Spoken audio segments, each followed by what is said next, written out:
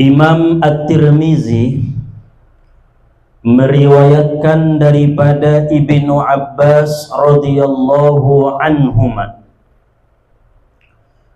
Beliau bercerita, di zaman Rasulullah sallallahu alaihi wasallam ada seorang laki-laki yang membangun kemah di atas tanah kuburan.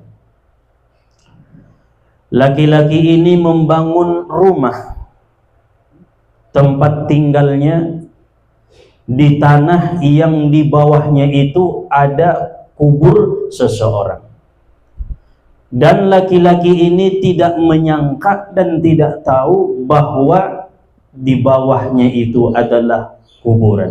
Ngai boto ia natano par kuburan dulu baisi nadong doisi alak nai kubur di bagasan nai.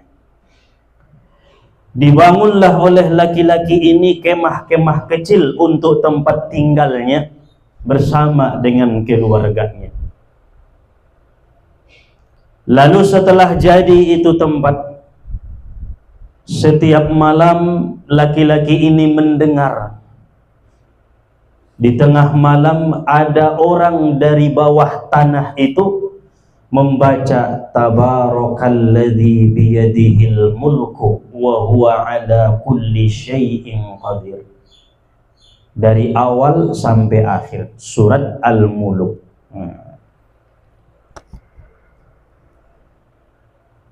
Begitulah seterusnya, berhari-hari laki-laki itu mendengar ada yang membaca surat Al-Mulk di dalam kuburan itu. Barulah ia tahu bahwasana nai bagasan kemahon di tanonai adong adalah perkuburan. Nah, akhirnya murmabir mayento. Kalau setiap borngin mangaji saja, setiap borngin mangkuling saja. Rupana betul lo nasongonnya ni. Kalau bagi-bagian kiba adong lo nasongonnya ni. Nah, ibege bayoon mangaji jelas. Tabarakalladzi biyadihil mulku wa huwa ala kulli syai'in qadir. Jelas ibacana huruf nai, jelas ibacana surat nai. Mulai ngun ayat pertama sampai ayat 30 ibacana. Begitulah setiap malam yang dialami oleh laki-laki tersebut.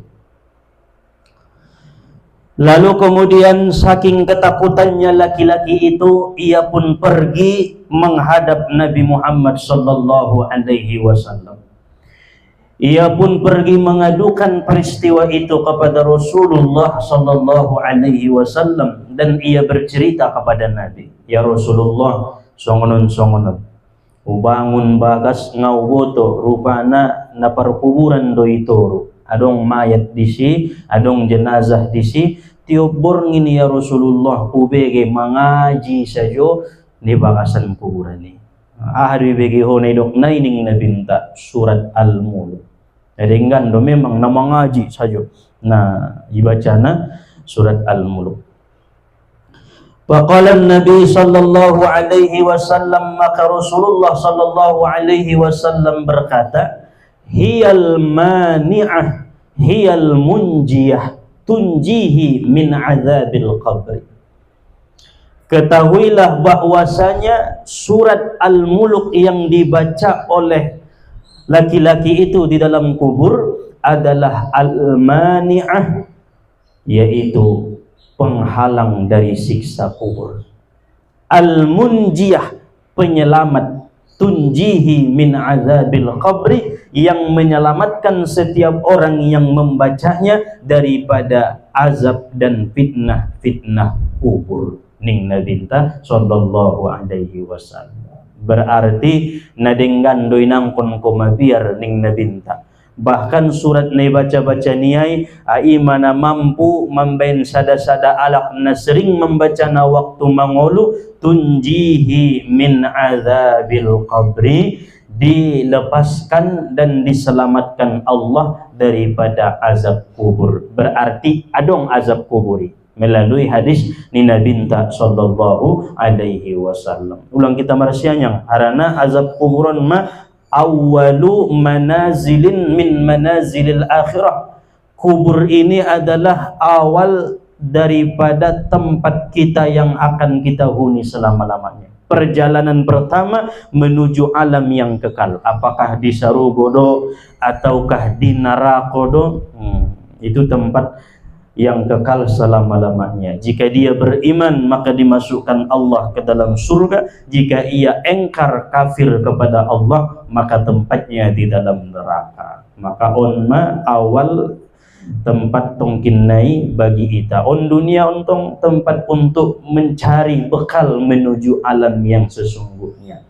Halo, bisa iteson beribadah, bisa iteson baca Quran, bisa iteson mengaji, menuntut ilmu, bisa ita silaturahim, ipature hubungan ni badut manusia, ipature hubungan ni badut Allah Subhanahu wa taala, so selamat kita di dalam kubur. Ipature hubungan ni dengan Allah, tinggalkan maksiat-maksiat, tinggalkan seluruh apa yang dilarang oleh Allah Subhanahu wa taala. Ipature hubungan ni dengan manusia, perbaiki hubungan ta antara nomor saudara, kemudian antara orang tua dan anaknya, antara ita nomor tetangga. Ipature hubungan ni semua so selamat daripada azab kubur. Harana pandokon ni Rasulullah sallallahu alaihi wasallam, isi-isina selamat di alam kubur, maka selamatlah ia seterusnya.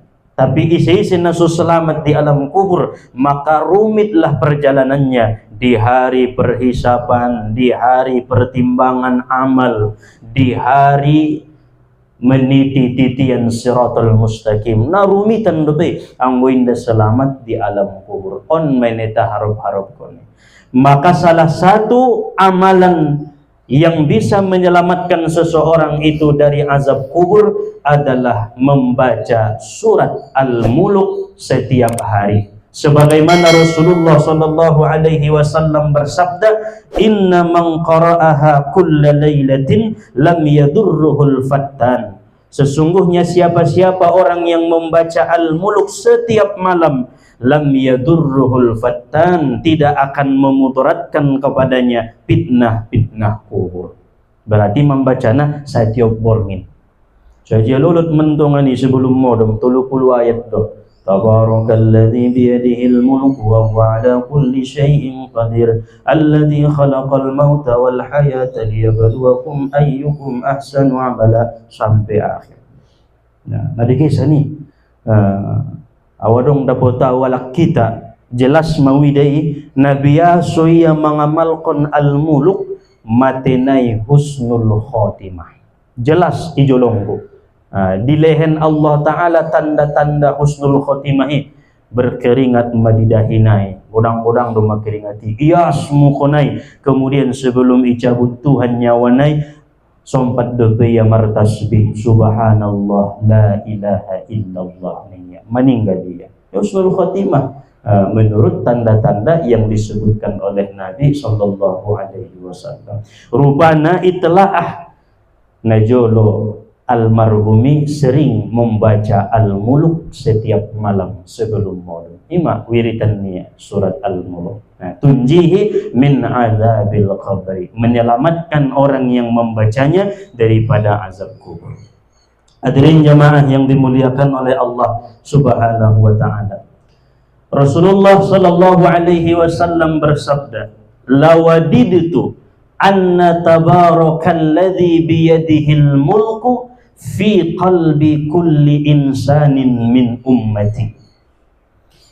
Nabi mendokon sungguh naporan ruangku, lawadidtu na sangat job ruangku, na sangat uinginkon, na sangat por ruangku, anna tabarakalladzi biyadihil mulku, bahwa surat Al-Muluki fi qalbi kulli insanin min ummati, adong di setiap ati-ati ni umatku ning nabinta sallallahu alaihi wasallam. Keinginan Nabi sebelum Nabi meninggal, Allah isampion Nabi tuala kalak mokahi, tuala kalak ansori, na jawaban ruangku na sangat uingin kon ahdi ya Rasulullah, surat Al-Muluki adong di hati-hati ni manusia, setiap manusia umatku ning Muhammad sallallahu alaihi wasallam. Aha maksudna Salah satu maksud naning para ulama naporan ruangku apil kalai na 30 ayati ning nalinta. Jadi yang mana mengaku duiba umat ni Nabi nadur idokon au umat ni Nabi Muhammad begitu isapaan dapat kodo al-muluk ngau to bainingnya. Inda dong kecintaan ni na menjadi umat ni Muhammad. Padahal keinginan ni Rasulullah sallallahu alaihi wasallam, keinginan ni nabintai angkon na apil kita do surat Al-Muluk. Oh lo apil tong sadari sa ayat, sa bulan lo peh mai.